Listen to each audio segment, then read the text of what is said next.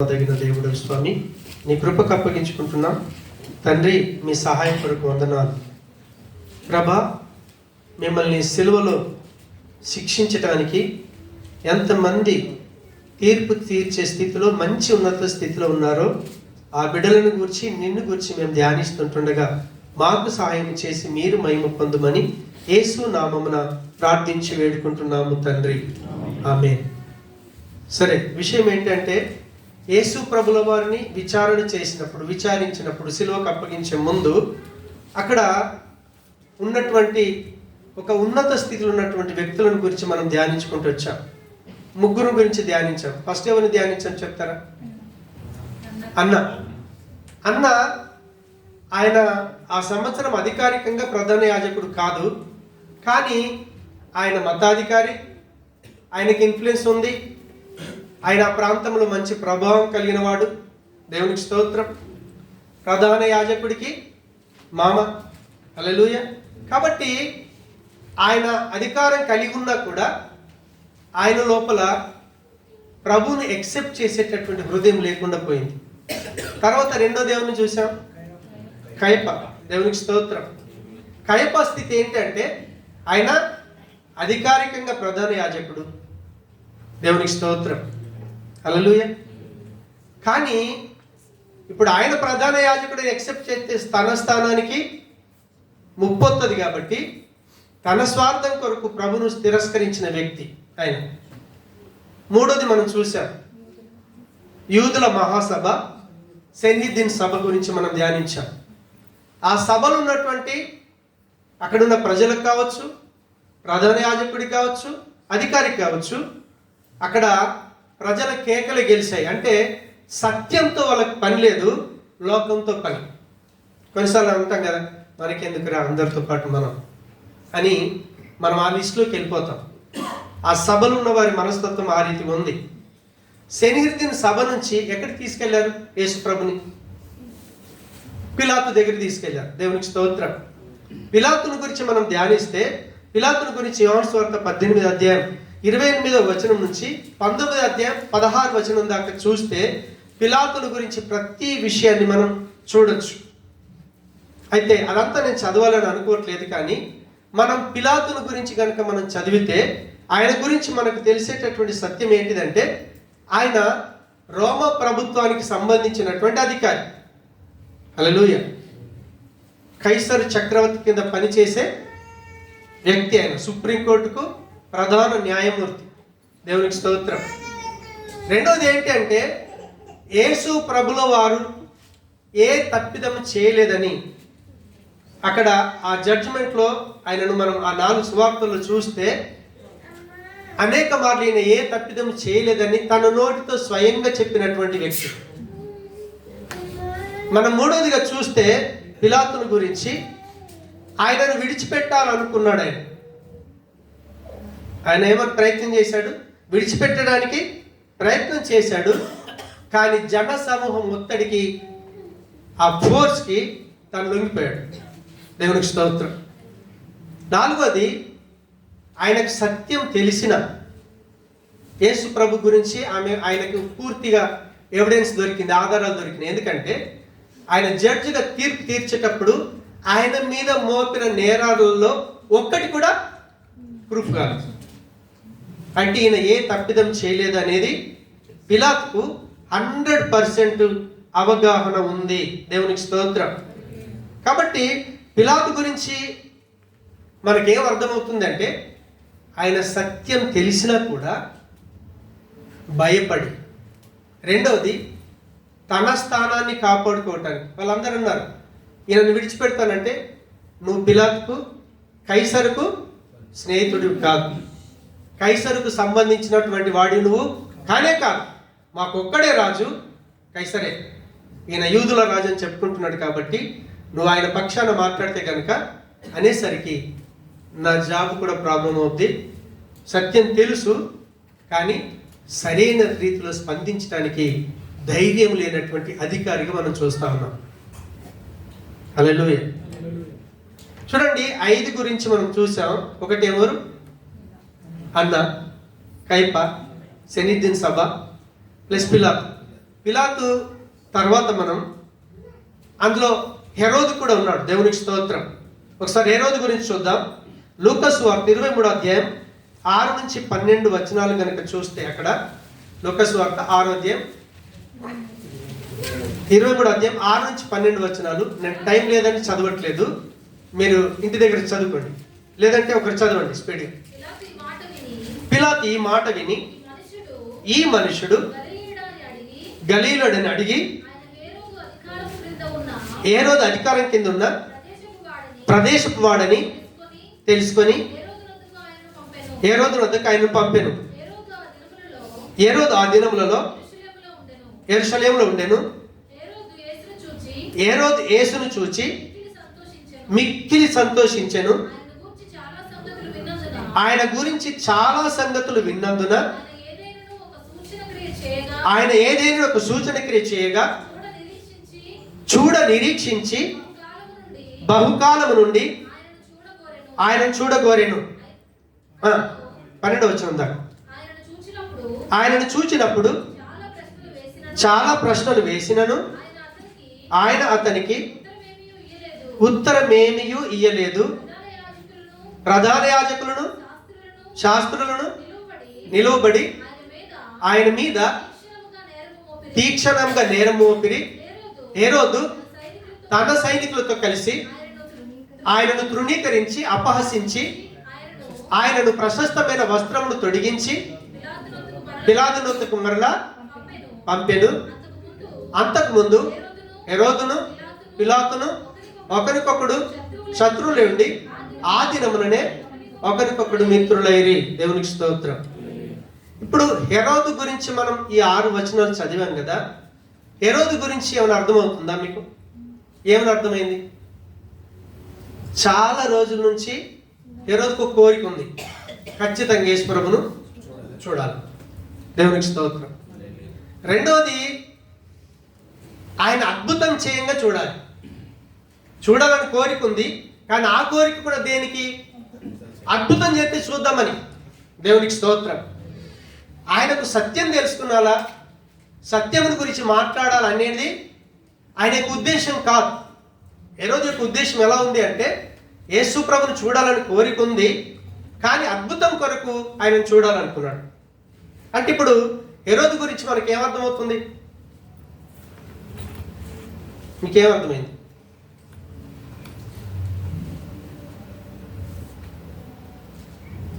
హెరోదుకు సత్యంతో సంబంధం లేదు. రెండవది, యేసు ప్రభువును చూడాలన్న కోరిక ఉంది కానీ, ఆసక్తి ఉంది కానీ అద్భుతం కొరకు మాత్రమే. దేవునికి స్తోత్రం. చూడండి, మనం అన్న గురించి చూసాం, కైప గురించి చూసాం, సెనీద్దన్ సబ్బవలం గురించి చూసాం, పిలాతు గురించి చూసాం, హెరోదుని గురించి చూసాం. 5 మనస్తత్వాలు డిఫరెంట్గా ఉన్నాయి. హల్లెలూయా. చూడు, చాలామంది యేసు ప్రభు దగ్గరికి రావాలనుకుంటాం, కానీ యేసు ప్రభు చూడండి, ఆయనతో మాట్లాడి డిస్కస్ చేసి సత్యం ఏంటో తెలుసుకోవచ్చు. కానీ హెరోదుకి ఏంటి తెలుసా? ఆయనను గురించి మాట్లాడాలను, ఆయన బోధ వినాలను, ఆయన మంచి మాటలు చెప్తున్నాడు కదా అని ఆయన మాటల్ని ఇష్టపడే రకంలో లేడు. ఆయనకు అద్భుతం మాత్రమే కావాలి. కాబట్టి చాలామంది ఎందుకు వస్తాం తెలుసా? చర్చికి వచ్చినా కూడా అద్భుతం కొరకు వస్తాం. దేవుని యొక్క వాక్యం కొరకు, ఆయన బోధ వినటం కొరకు, సత్యం తెలుసుకున్నట్టు కొరకు వాళ్ళ హృదయం అంగీకరించదు. హల్లెలూయా. కాబట్టి సంఘంలో ఈ 5 రకాల ప్రజలు ఉంటారు. 6వది ఎవరు? ఇంకా యేసు ప్రభు. దేవునికి స్తోత్రం. యేసు ప్రభుని గురించి వాళ్ళన్నీ వాకప్ చేశారు, వాళ్ళ జీవితం చూసాం. కానీ ఒక నేరస్తుడిగా, ఒక తప్పు చేసిన వాడిగా ఆయన నిలబడ్డాడే. ఆయన వ్యక్తిగత జీవితాన్ని చూస్తే, మీరు సిలువను గురించి ధ్యానించినప్పుడు యేసు ప్రభుల వారు ఎక్కడన్నా తప్పిదం చేసినట్టు చూశాడు? కనిపించామా? లేదు. హల్లెలూయా. ఒకసారి యెషయా 53వ అధ్యాయం 7వ వచనం ఒకసారి చూద్దాం త్వరగా.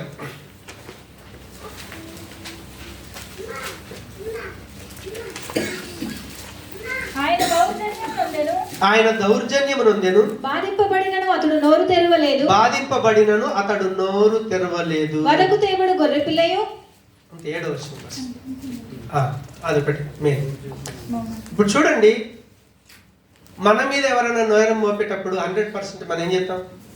నేను ఆ పని లేదు సార్ అంటే, హల్లెలూయా, నేను చేయలేదు, అనవసరంగా నా మీద నేరం మోపుతున్నాడు అంటాం. పిల్లలకు అవకాశం ఇచ్చాడు.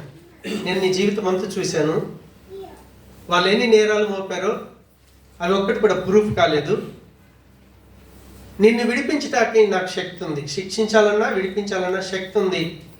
నువ్వే తప్పు చేయనప్పుడు ఎందుకు మాట్లాడతలేవంటే మౌనంగా ఉన్నాడు తప్ప మాట్లాడలేదే. ఒక మాట అంటాడు, నన్ను ఏమైనా చేయాలనుకుంటే పైనుంచి అధికారం వస్తే తప్ప నీ చేతులు కూడా నువ్వు నన్ను ఏం చేయలేవు. నన్ను ఏమైనా చేయాలంటే ఎవరు చేయాలి? ఆయన చేయాలి. కాబట్టి ఆయన ఎంత మౌనంగా నిలబడిపోయాడు. రెండోదిగా మనం చూస్తే ఆయన హృదయం ఎంత ప్రశాంతంగా ఉంది. ఎలాంటి గలిబిలులు లేడాయి. నెమ్మదిగా నిలబడ్డాడు, మౌనంగా నిలబడ్డాడు. ఎలాంటి ఫిర్యాదు చేయాలనుకోవట్లేదు.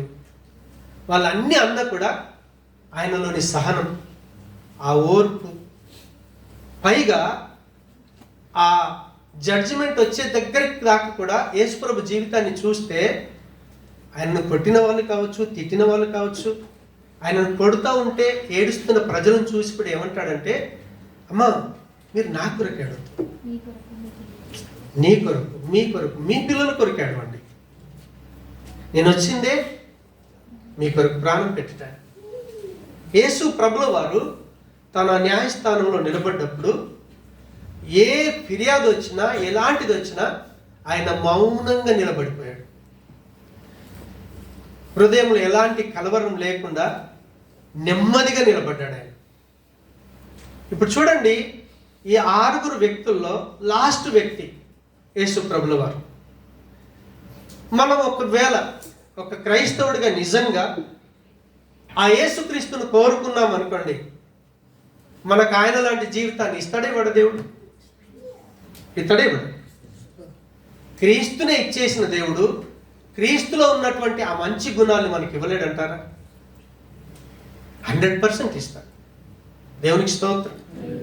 సరే, ఈ 6 వ్యక్తుల పక్కన పెడదాం. ఈరోజు ఏంటి స్పెషల్ డే? మట్టల ఆదివారం. దేవునికి స్తోత్రం. మనం ఎక్కడ చూసినా ప్రపంచమంతా కూడా మట్టలతో ఆరాధన చేసినట్టుగా మనం చూస్తాం. ఒకసారి మార్కు సువార్త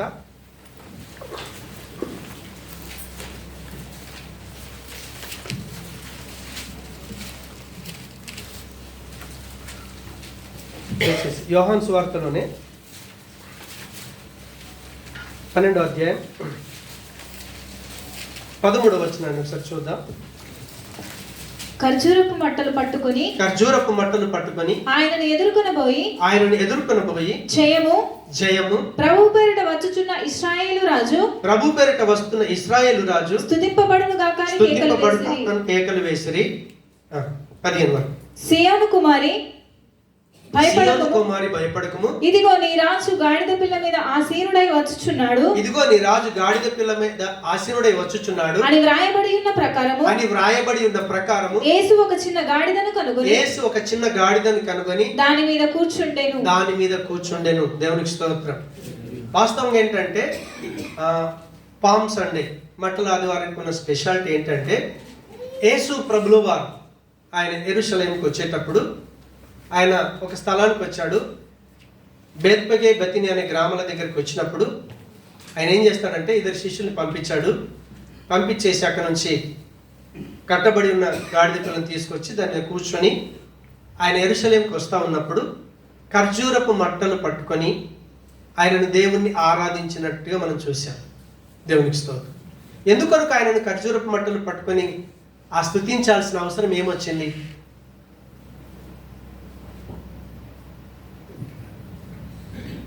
యేసు ప్రభుల వారు పుట్టకంటే 520 సంవత్సరాల ముందు ఒక ప్రవక్త ప్రవచనం చెప్పాడు. అది నెరవేరాలి.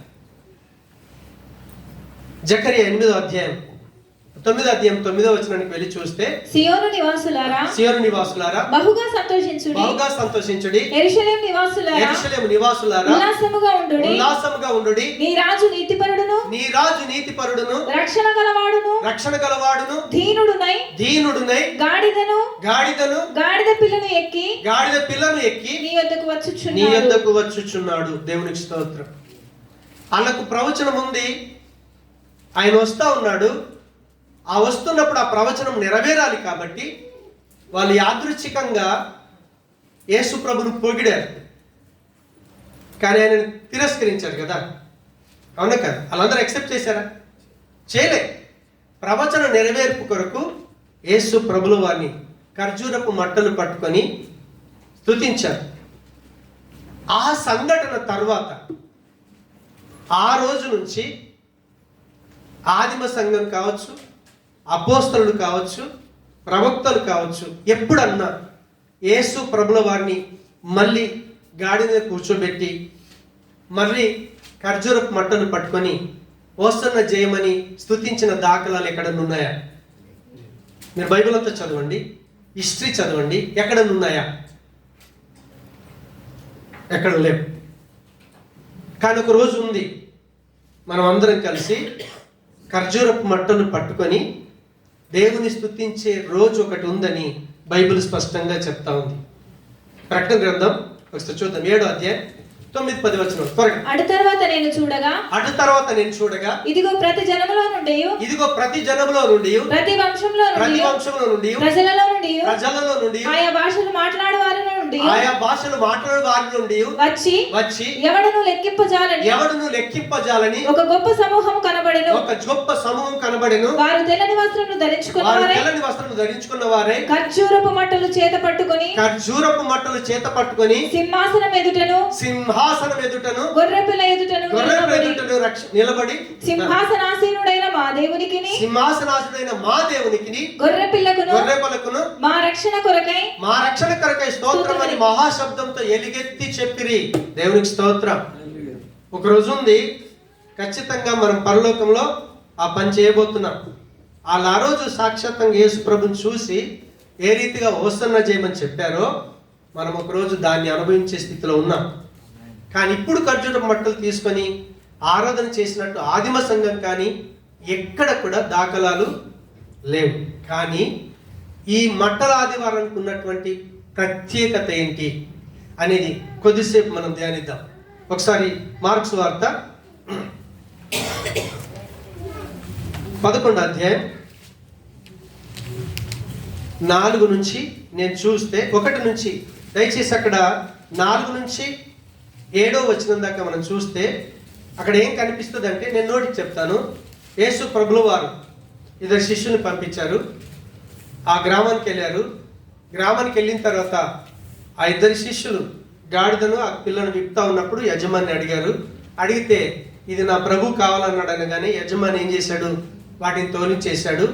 యేసు ప్రభుల వారి దగ్గరికి తీసుకురాగానే ఆ గాడిద పిల్ల మీద కూర్చొని ఆయన యెరూషలేములో అడుగు పెడతా ఉన్నప్పుడు హోసన్న జయమని మట్టలు పట్టుకొని ఆయనను స్తుతించినట్టుగా మనం 7వ వచనం దాకా మనం చదవచ్చు. దేవుని స్తోత్రం. అక్కడ ఆధారం ఉంది. అయితే ఏంటంటే వాస్తవంగా గాడిద దేవునికి బలర్పించడానికి యోగ్యమైంది కాదు, హేయమైంది. దాన్ని మెడ విరిచి చంపేయటమే, దాని ప్లేస్లో గొర్రె పిల్లను బలివ్వటమే. హల్లెలూయా. కాబట్టి ఈరోజు మనం కూడా దేవుడు ఇష్టపడటానికి రీతిలో లేనటువంటి రీతిలో ఉన్న మనల్ని ఈరోజు ప్రభు మనల్ని కోరుకున్నాడు. దేవునికి స్తోత్రం. అక్కడ 2 శిష్యులను పంపాడు కదా. దేవుడు ఈ లోకంలో ఉన్నటువంటి మనల్ని, దేవునికి అయిష్టమై దేవునికి శత్రువులమైనటువంటి మనల్ని ఆయన మనల్ని ఎలా కోరుకున్నాడంటే, దేవుడు తన వాక్యాన్ని ఇచ్చి పరిశుద్ధాత్మని ఇచ్చి, మనం దేవుని సముఖానికి వచ్చినప్పుడు వాక్యం ద్వారా దేవుడు మాట్లాడతాడు, పరిశుద్ధాత్మ దేవుడు మనల్ని ఒప్పిస్తాడు.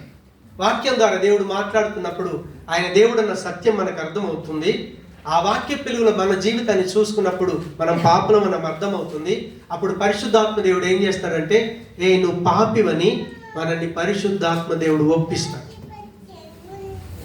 అలా ఒప్పించినప్పుడు మనం ఎప్పుడైతే ప్రభు దగ్గర మోకరించి ప్రార్థన చేస్తుంటామో మన మీద పనిచేస్తున్నటువంటి సాతాను యొక్క అధికారం నుంచి, కట్ల నుంచి మనం విడిపించబడతాం. గాడిద కట్లు విప్పబడ్డాయి. 2 శిష్యులు వెళ్ళారు, గాడిద కట్లు విప్పబడ్డాయి. విప్పబడినటువంటి గాడిద యేసు ప్రభుల వారికి దగ్గరికి తీసుకుని వచ్చేటప్పుడు తన యజమానికి తన దూరం అయిపోయింది. అంటే ఈ లోక అధికారి ఉన్నాడే సాతానుడు, సాతాను యొక్క అధికారం నుంచి మనం విడిపించబడతాం. విడిపించబడ్డ తరువాత ఇప్పుడు మనతో కలిసి ఉండేది, మన మీద ఉన్నటువంటి అధికారం ఎవరిదో తెలుసా? దేవుని యొక్క అధికారం కిందకి వస్తాం. గాడిద మీద యేసు ప్రభుల వారు కూర్చుని యెరూషలేముకి ఏ రీతి అయితే ప్రయాణం చేశాడో, ఈ రాజు పనికి రాని మనం యేసు ప్రభుల వారి దగ్గరికి వచ్చినప్పుడు మనం రక్షించబడతాం. యేసు ప్రభును నమ్మి బాప్తిసం పొందుతాం. ఆ బాప్తిసం పొందిన తర్వాత పరిశుద్ధాత్మ చేత ముద్రించబడి మన యాత్ర ఎక్కడి దాకా తెలుసా? ఆ గాడిద యేసు ప్రభు కలిసి యెరూషలేములో అడుగుపెట్టినట్టుగా మనం పరిశుద్ధాత్ముడి సహాయం చేత అయితే చావన్న రావాలి, ప్రభువన్న రావాలి. అప్పటిదాకా పరిశుద్ధాత్ముని యొక్క ఆధీనము నుండి మనం పరలోకానికి ప్రయాణం చేస్తా ఉన్నాము. ఇది గాడిద జీవితంలో వచ్చిన పరిస్థితి, మార్పు. అదే రీతిగా పాపులమైన మనం యేసు ప్రభుల వారి దగ్గరికి వస్తే గాడిద జీవితంలో ఎలాంటి మార్పులు వచ్చాయో, నశించిపోయే మన జీవితంలో కూడా సేమ్ అదే మార్పు వస్తుంది. వాక్యము, పరిశుద్ధాత్మ దేవుడు మనల్ని ప్రతి పాపం గురించి ఒప్పించినప్పుడు పాప బంధకాల నుంచి విడిపించబడతాం, దేవుణ్ణి కలిగి ఉంటాం. పరిశుద్ధాత్మని యొక్క సహాయం చేత మన యొక్క ఆత్మీయ జీవితాన్ని మనం కొనసాగిస్తాం. యేసు ప్రభుల వారు గాడిద విషయంలో జరిగిన మార్పు ఒకటైతే, రెండవది ఆయన ఎప్పుడైతే ఆ గాడిద మీద కూర్చొని యెరూషలేములో అడుగుపెట్టాడో, యెరూషలేములో అడుగుపెట్టిన తర్వాత ఆ రోజు సాయంకాలం అయిపోయింది, బేతానీకి వెళ్తాడు, మళ్ళీ వస్తాడు. వచ్చి ఎప్పుడైతే ఆయన యెరూషలేము మందిరంలో ప్రవేశించాడో అక్కడ ఒక కార్యం జరిగింది. దేవాలయం శుద్ధీకరించబడింది. హల్లెలూయా. గాడిద జీవితం బాగైంది.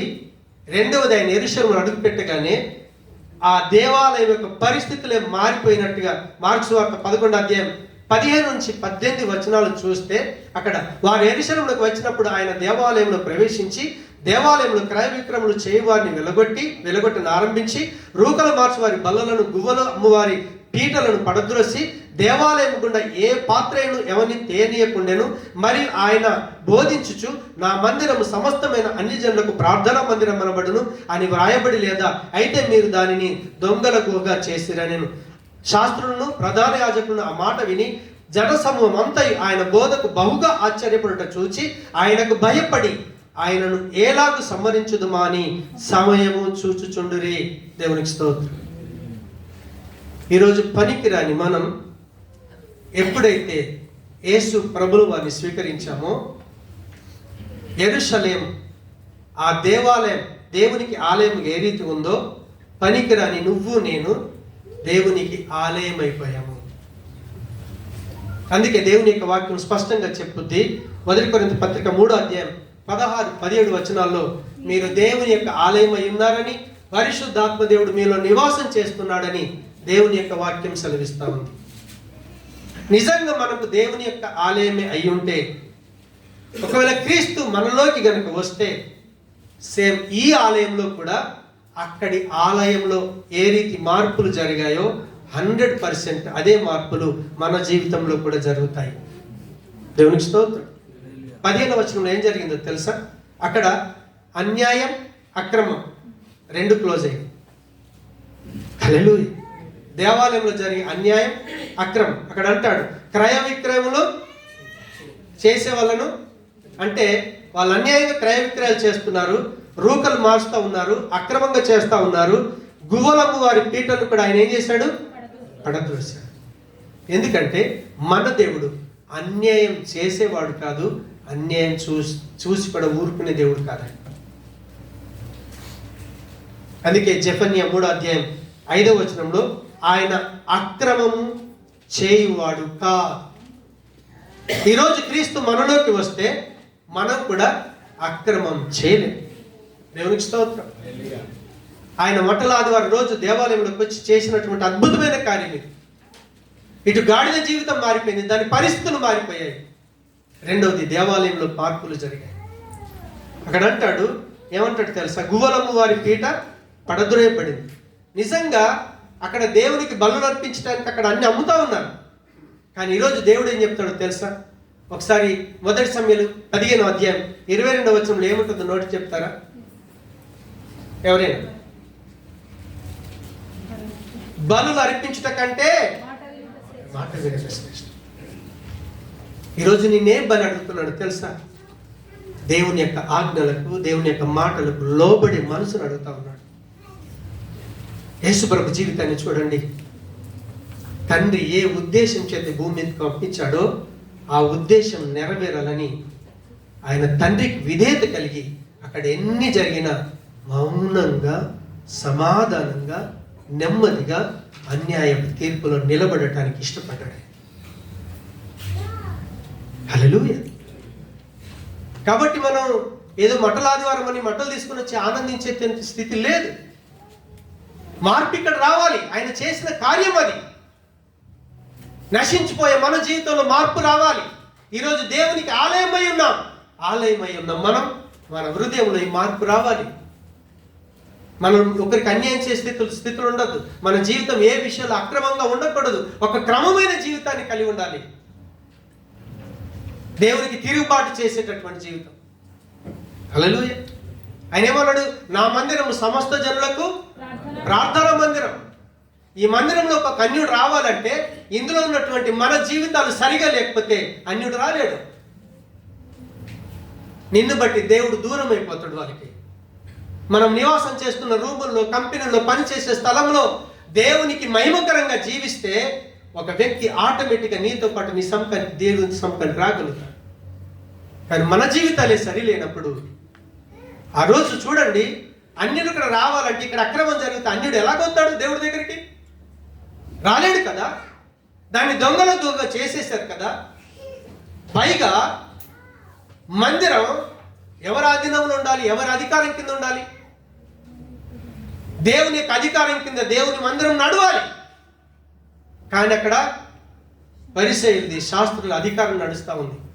యేసు ప్రభుల వారు ఎప్పుడైతే అధికారంతో బోధించాడో ఆయన బోధకు ఆశ్చర్యపడి మన పోస్టులు క్లోజ్ అయిపోతాయి, ఇంకా మన అధికారం నడిచే అవకాశం అన్ని తోసిపాడేశాడు.